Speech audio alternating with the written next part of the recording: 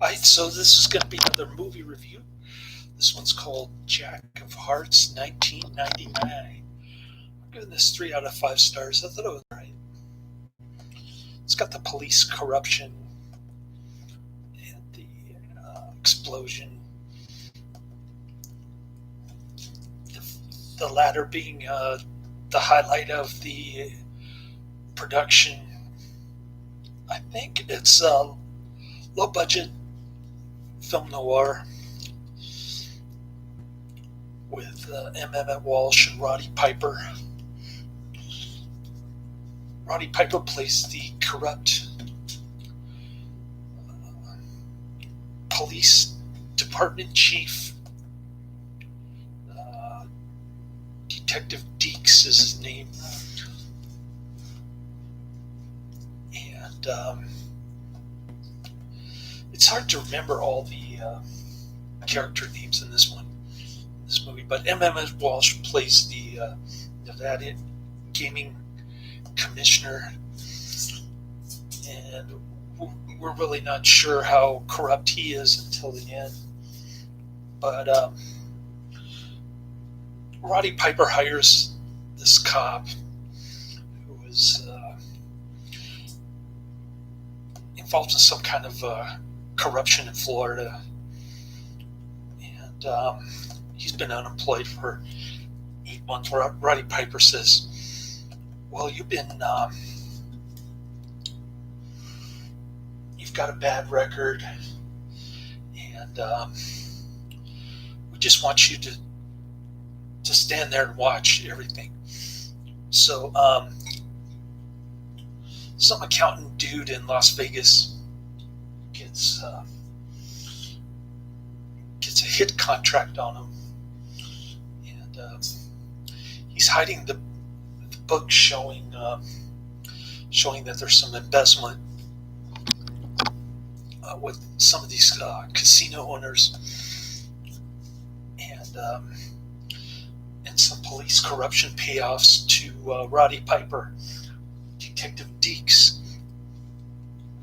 He's hiding it under the piano before he gets shot and killed by some hitman junkie dude who's also having sloppy seconds with the young detectives who was formerly unemployed. His girlfriend. They meet at the pool, and then they go to his apartment. You don't see much of her though, and she's not very attractive. It's kind of tricky camera angles and cheesy music during that scene.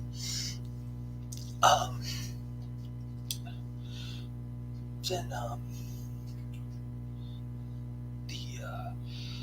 the dancer at one of the casinos, who was with the accountant at the party before the shooting, she comes to him, and she starts telling him all the complicated plot that's going on with this movie. Nobody can figure out what's going on in this movie. I saw some of the reviews on IMDb.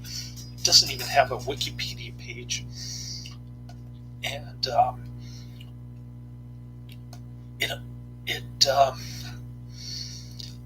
it only has 103 reviews. I'm kind of skeptical of the 103 ratings, excuse me, and maybe a handful of reviews. Let me see. I was just looking at this, and it has a total of 6 reviews and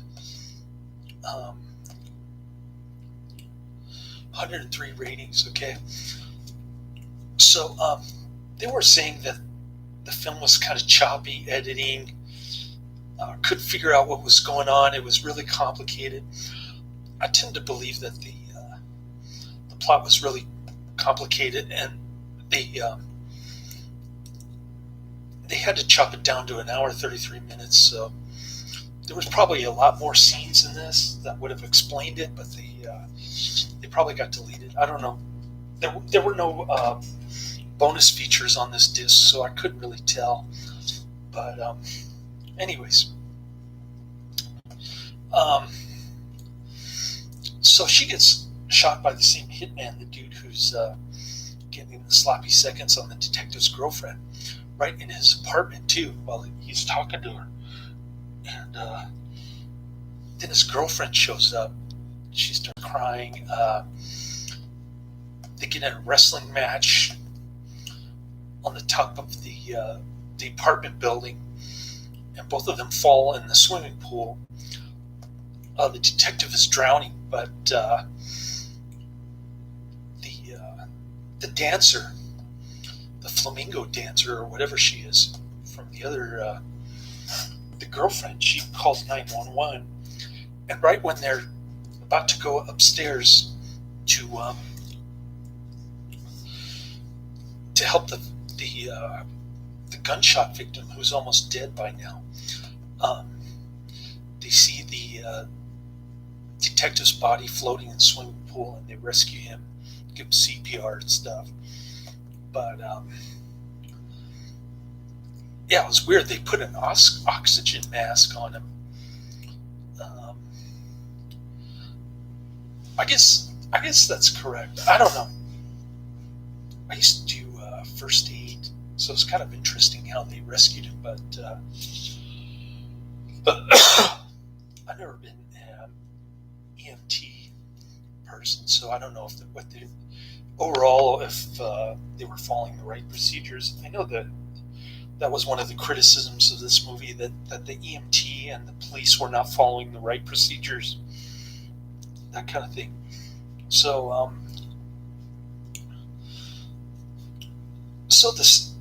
the casino guy who's implicated in all this, he wants to find the books that show the embezzlement and the police corruption payoffs, and so they find it under the piano. But the detective shows up. By now, he's been fired by Roddy Piper for being too smart or whatever, or knowing the what's going on with the corruption, the police corruption. He knows what's going on, so he gets fired. He gets hired by the Nevada Gaming Commission as an investigator because he has nowhere else to go. And so he shows up at the house right when they find the books underneath the piano, and he takes the books. There's a bunch of car chases and explosions and stuff. Pretty cool. And then he's got his girlfriend handcuffed to his car, and because he had to kill the hitman guy before all this happened, and he does that. He finds out that she was two-timing him, so he's kind of mad about that. He doesn't trust her at first, but then she says, hand over the books to the rival casino owner guy. And he says, yeah, okay, I'll try that. And so they meet at Hoover Dam, and of course the rival casino owner and goons are there to take the books. There's kind of a subplot going on where the goons are trying to take over the business behind his back, but they're still helping him. Like, he's still barking orders to them. I didn't really understand that, but anyways. It's not the Hoover Dam. The Hoover Dam is in California. It's some other dam in Nevada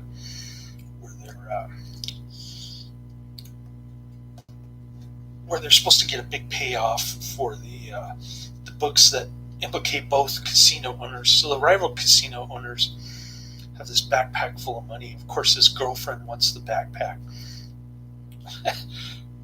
And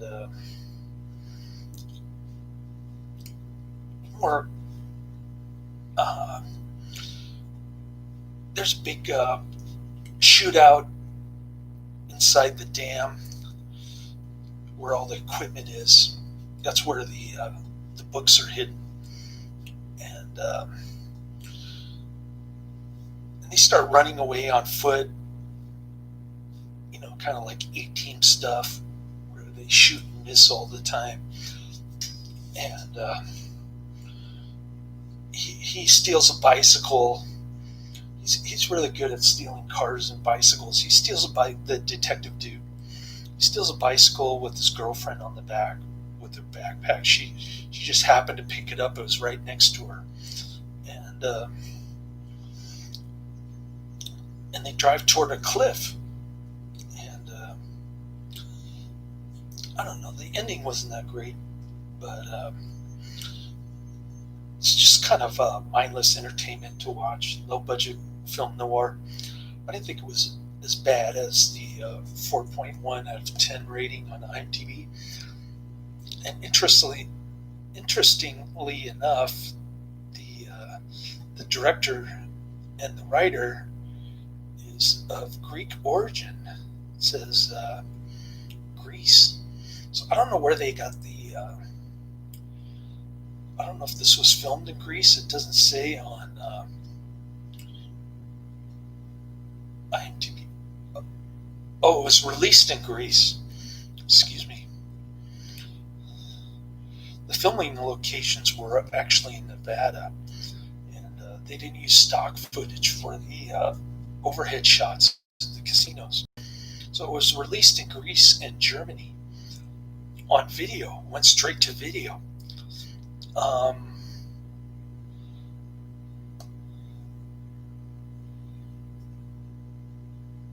And it also was released in Poland and the USA. I got the USA version, but it didn't get released in Germany until 2000. I don't know when it got released in USA. Not enough information on IMDb.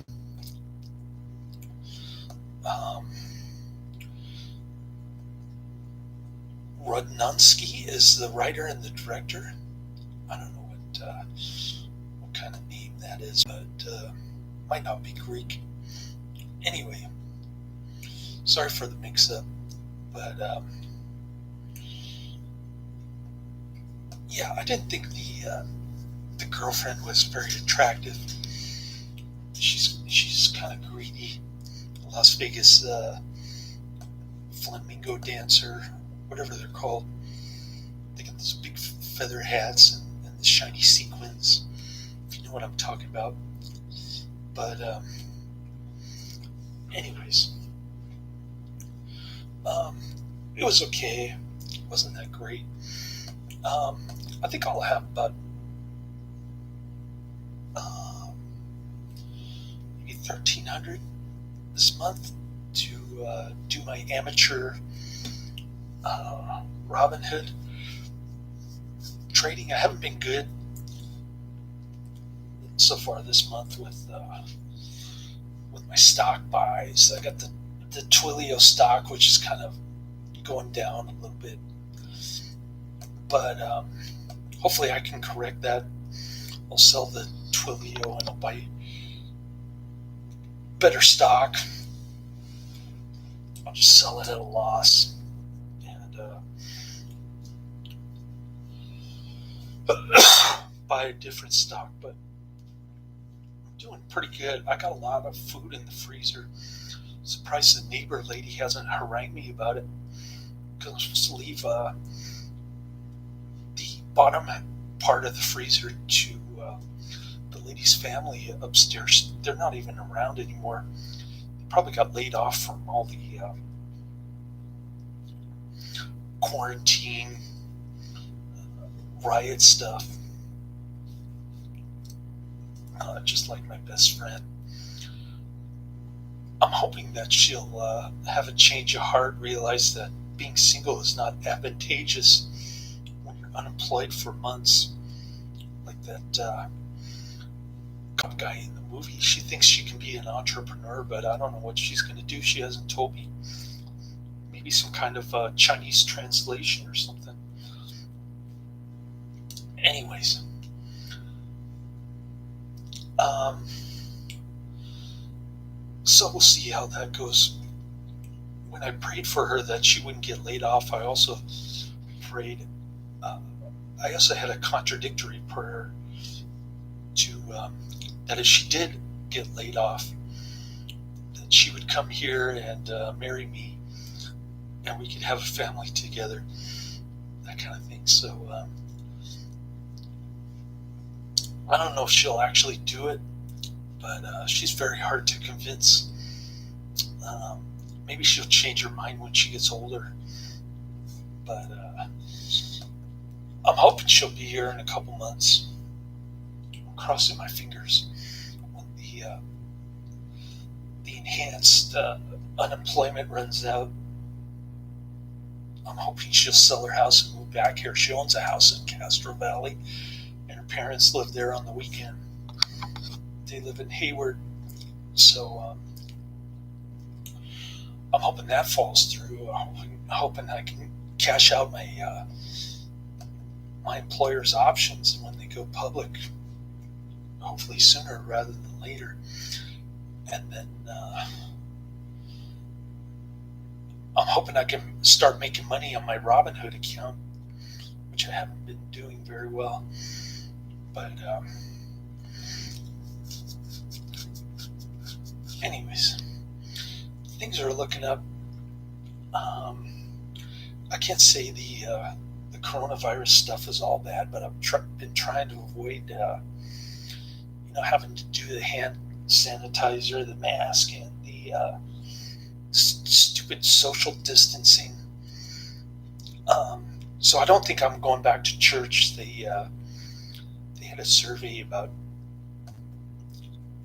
how to make everything safe for people. God never asked Jesus to be safe. In fact, he cured a leper, which was like AIDS during the